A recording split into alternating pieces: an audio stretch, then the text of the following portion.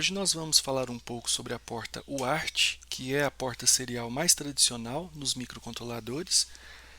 Mas antes de entrar na programação da UART propriamente dita, vamos ver alguns conceitos de comunicação.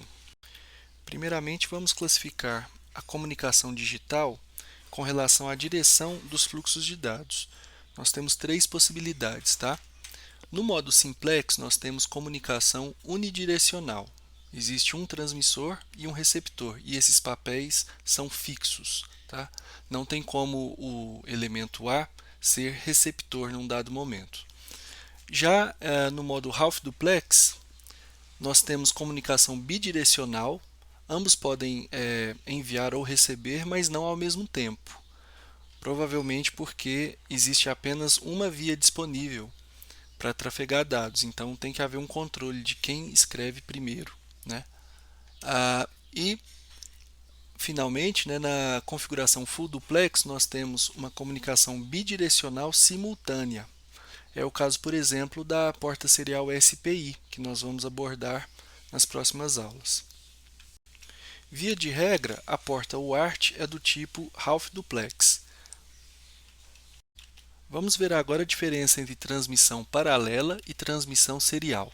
Na transmissão paralela, nós temos várias vias de dados para um único fluxo de transmissão.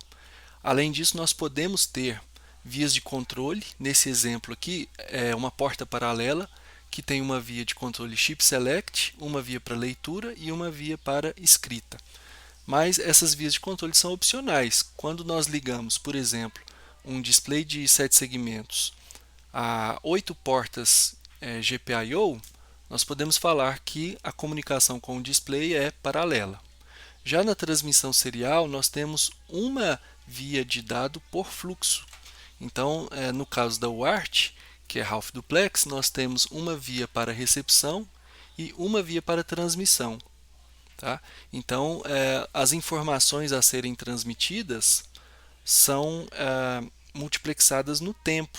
Na realidade, você envia bit a bit usando uma única via. E para que isso funcione, você tem vias de controle também. Você pode ter uma via de clock, ou o clock pode ser implícito. Nós vamos ver isso em breve. Uma outra via bem comum é a via chip enable ou chip select. E quando nós falamos em porta serial, no caso dos microcontroladores, fica subentendido que nós estamos nos referindo à porta UART, apesar de existirem outras portas que também trabalham com transmissão serial. No caso do computador pessoal, a porta serial quer dizer ou a porta pela interface RS232 ou uma porta serial emulada por meio de uma interface USB. No caso, a USB tem várias classes de aplicação e uma das classes se chama CDC e ela emula, na realidade, uma porta serial tradicional. Agora, se uma única via de dados vai ser usada para transmitir todos os bits de um pacote, é necessário que o transmissor e o receptor saibam exatamente em qual momento eles devem amostrar a informação. E aí nós temos mais uma classificação da comunicação serial, que é em síncrona e assíncrona. Vamos ver primeiro a comunicação serial síncrona. Aqui nós temos dois papéis bem definidos, né? Um elemento que nós chamamos de mestre é o responsável por gerar um sinal de clock, que é o sinal de sincronismo usado na transmissão dos bits. E nós temos o outro elemento que é o escravo. O escravo ele escuta esse sinal de sincronismo e reage enviando ou recebendo os bits. Tá? Então é importante ressaltar que o mestre não é necessariamente o transmissor, ele é quem controla o clock. E no caso do modelo half duplex, é necessário construir um protocolo via software para que o escravo saiba quando ele deve enviar e quando ele deve receber. Nós vamos explorar melhor essa possibilidade na aula de I2C. Aqui nós temos um exemplo teórico de comunicação serial síncrona com o mestre recebendo dados. Então ele impõe as transições no clock. Neste nosso exemplo, o clock é inativo em nível lógico baixo, tá? Então, o estado idle, inativo, o clock permanece em nível baixo o tempo todo.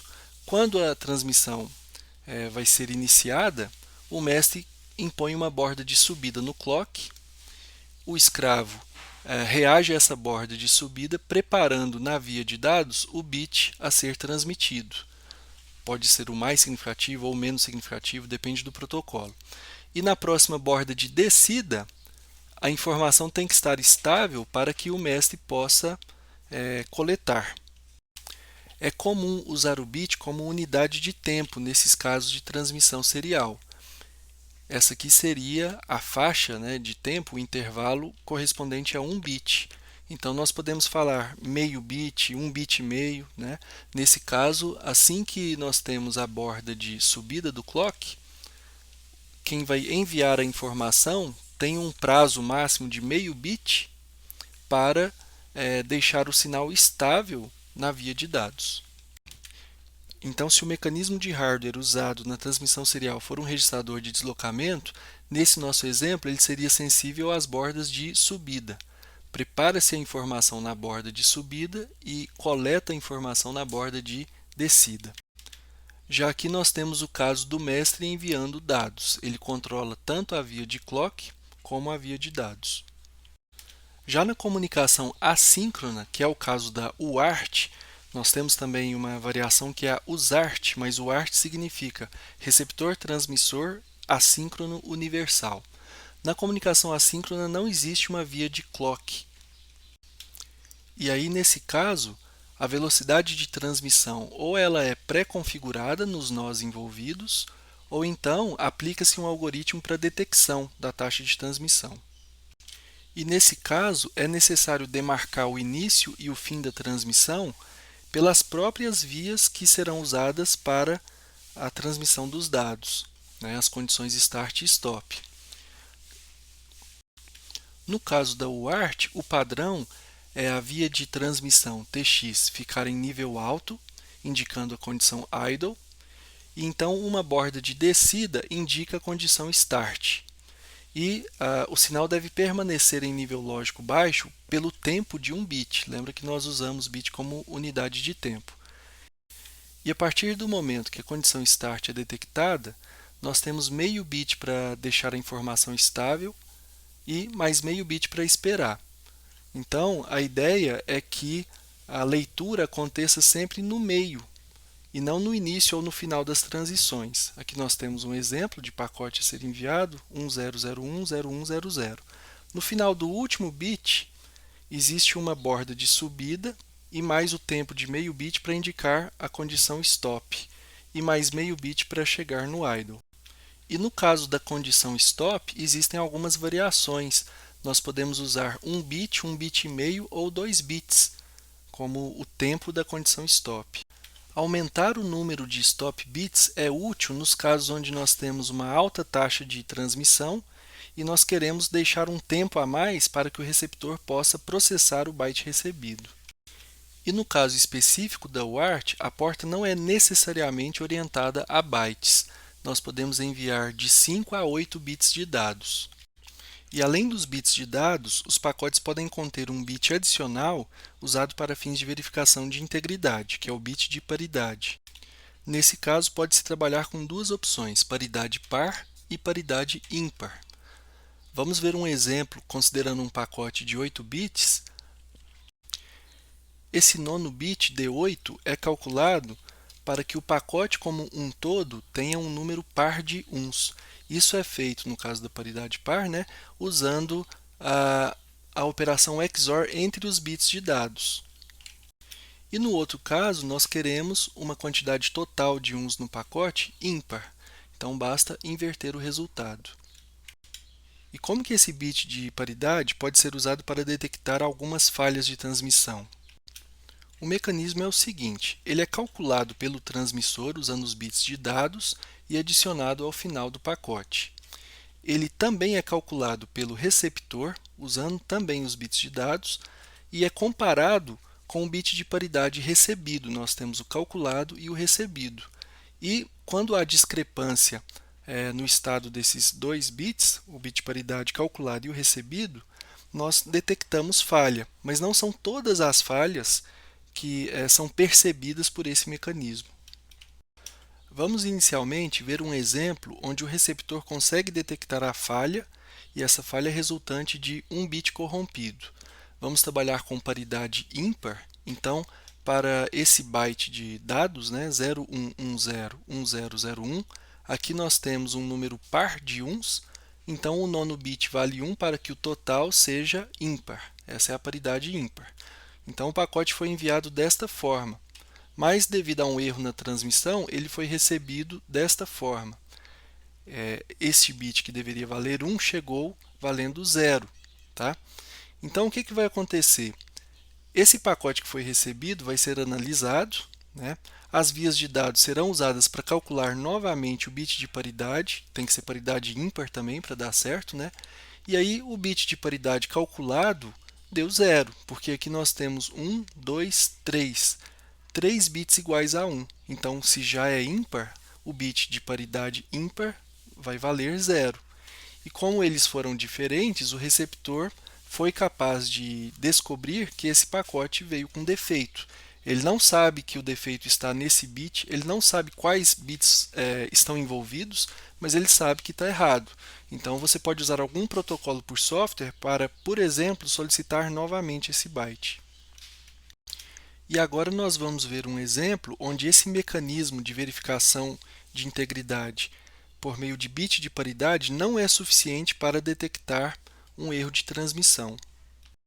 Vamos considerar o mesmo pacote enviado, porém na recepção nós temos dois bits corrompidos. Um bit que valia 1 e chegou valendo 0 e um bit que valia 0 e chegou valendo 1. Nesse caso, vamos ver o cálculo do bit de paridade, considerando paridade ímpar ainda. Nós temos nos bits de dados 1, 2, 3, 4 bits iguais a 1. Para que o resultado seja ímpar, o bit de paridade calculado também é 1. Nesse caso, nós não temos diferença entre o bit calculado e o recebido, o bit de paridade, portanto, o byte corrompido não foi detectado. Toda vez que um número par de bits é afetado, o bit de paridade continua com o mesmo valor. Então, nós só conseguimos detectar um número ímpar de mudanças, um número ímpar de erros, tá?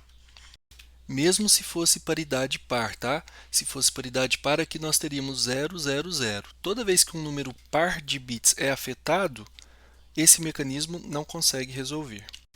Por isso que nós falamos que o bit de paridade, se for usado, ele acaba sendo uma condição necessária, mas não suficiente para fins de verificação de integridade. No entanto, o escopo do bit de paridade é um escopo pequeno, ele faz a verificação byte a byte. Uma outra opção é você tratar um pacote maior e usar um algoritmo como CRC para validação.